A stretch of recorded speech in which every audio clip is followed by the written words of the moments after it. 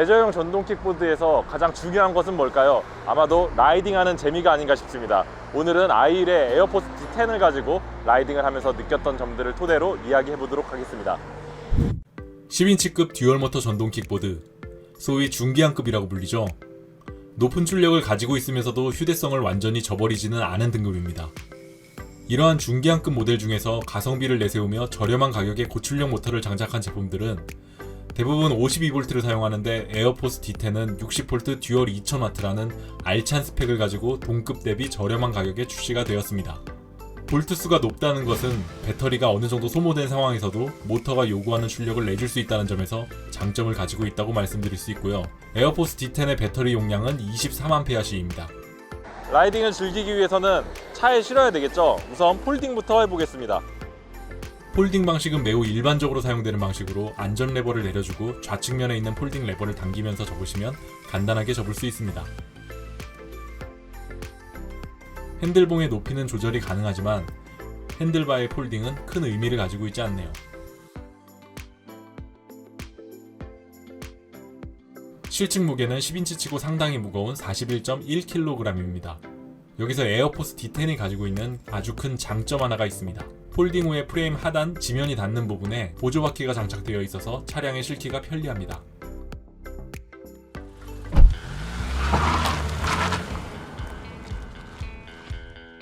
처음 탑승해보면 제일 먼저 지상고가 상당히 높게 느껴집니다. 에어포스 D10은 10인치 모델이지만 이보다 한 단계 큰 11인치 프레임 사이즈와 지상고를 가지고 있습니다. 발판의 크기도 11인치 기암급의 크기이기 때문에 첫인상에서는 탑승자의 여유있는 발 포지션을 위한 선택이라 생각했지만 제가 내린 최종 결론은 서스펜션의 스트로크 범위를 확보하기 위함이 아닌가 싶습니다. 우리가 발로 밀며 가는 킥보드는 지상고가 낮은 편이죠. 이유는 발로 지면을 차며 동력을 얻기 때문입니다. 하지만 전동 킥보드는 전기를 이용하기 때문에 꼭 낮게 만들 필요가 없게 된 거죠. 단순히 생각해보면 배터리 공간 확보가 용이하여 고용량 배터리를 탑재할 수도 있겠지만 에어포스 D10에서는 충격 흡수를 위한 스트로크 범위 확보에 이점을 챙겼습니다. 같은 노면을 달리더라도 저속보다는 고속에서 더 강한 충격을 받게 되고 서스펜션의 스트로크 범위가 클수록 더 안정적으로 충격을 흡수할 수 있습니다. 리어 서스펜션의 리저브 탱크는 드레스업용이고 가스 압력을 조절하는 실제 기능은 하지 않습니다. 와, 역시 60V라 출력이 세긴 세네요.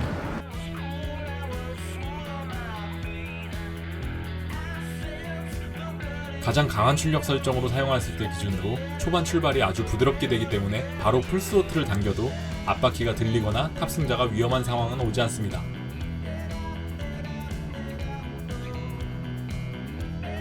하지만 출발만 부드럽다 뿐이지 그 이후는 훌륭한 가속감을 보여주죠.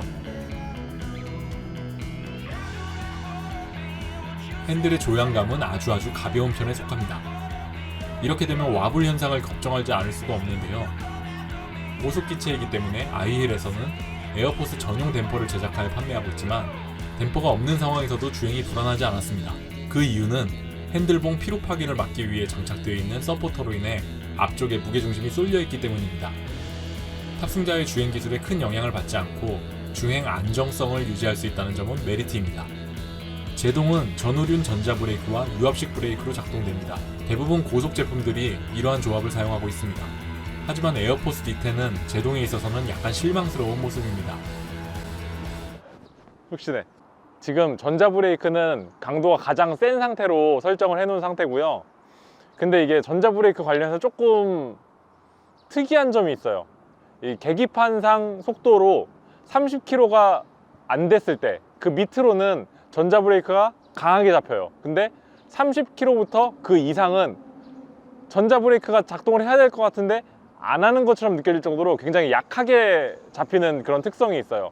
그래서 만약에 고속에서 브레이크를 잡고 전자 브레이크가 약하게 걸린 상태에서 30km 밑으로 내려왔을 때 그때 순간적으로 강하게 잡히느냐? 그건 또 아니에요.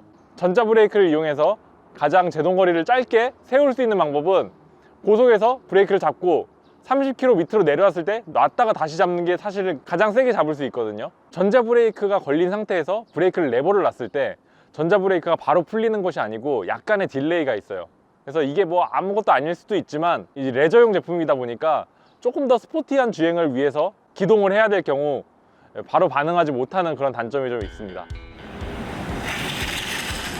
고속에서 전자 브레이크의 도움을 받지 못하다 보니 상대적으로 물리 브레이크를 강하게 잡기 마련입니다. 하지만 제동력의 핵심인 앞브레이크의 디스크 로터에 남은 브레이크 패드 흔적을 보시면 완벽하게 디스크 로터를 물지 못하는 것으로 보입니다. 이는 살살 잡으면 제동이 약하고 조금만 강하게 잡으면 모터에 락이 걸릴 가능성이 높기 때문에 제동 거리가 길어질 수밖에 없습니다. 주행 포지션은 매우 편한 포지션입니다. 캐스터 각을 확보하면서도 핸들바와 탑승자의 거리를 유지시켜 줄 수 있도록 각도 조절이 가능한 와이드 핸들바가 사용되었고, 넓은 발판과 단차 없이 이어지는 윌리바 발받침까지 있어서 아주 편안한 주행이 가능합니다. 60V 23A시의 최대 주행 거리는 60km 정도 되지만 도로에서 차량의 흐름에 맞추어 다니면 40km 정도 주행이 가능하고, 급속 충전을 이용하여 좀 더 긴 거리를 라이딩할 수 있습니다. 폴딩 부위 프레임이 찢어지는 현상을 방지하기 위해 강철 재질로 보강을 했다고 합니다. 앞뒤에 손잡이가 달려있어서 굳이 번쩍 들지 않고도 작은 턱 같은 곳은 넘길 수 있습니다. 바디 부분에도 손잡이가 하나 있긴 한데 크게 유행해보진 않았지만 액션캠 거치대 정도로 활용하기 좋아 보입니다.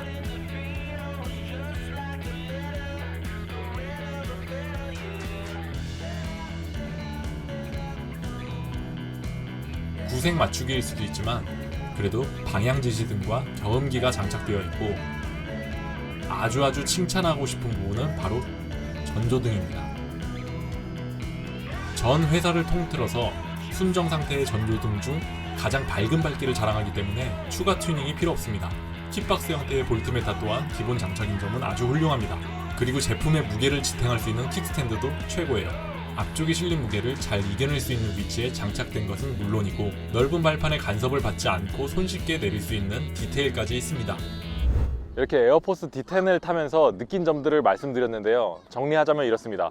다소 아쉬운 부분들도 있었지만 전동 킥보드 업계에서 그동안 모른 채 왔던 부분에 신경을 쓴 제품이 아닌가 싶습니다. 사실 이게 쉬운 일 같지만 굉장히 어려운 일이에요. 왜냐면은 원가는 올라가는데 티가 잘 안 나거든요. 그 돈으로 차라리 배터리를 올렸으면은 그 스펙으로 홍보하기가 더 편했겠죠. 또한 에어포스 D10은 튜블리스 타이어를 사용하기 때문에 펑크 수리 또한 어렵지 않습니다. 펑크 수리 킷이 무료로 들어있어요. 무료. 편의사항이나 구조적인 부분들에 대해서 상당히 정교하게 디자인된 제품이지만, 제 생각에는 이미 레저용 킥보드를 사용하시는 분들보다는 처음 입문을 레저용 킥보드로 하고 싶으시거나 아니면 생활형 전동 킥보드를 타시다가 레저 용도로 사용하고 싶으신 분들에게 추천할 수 있는 제품 같습니다. i1의 에어포스 D10이었습니다. 감사합니다.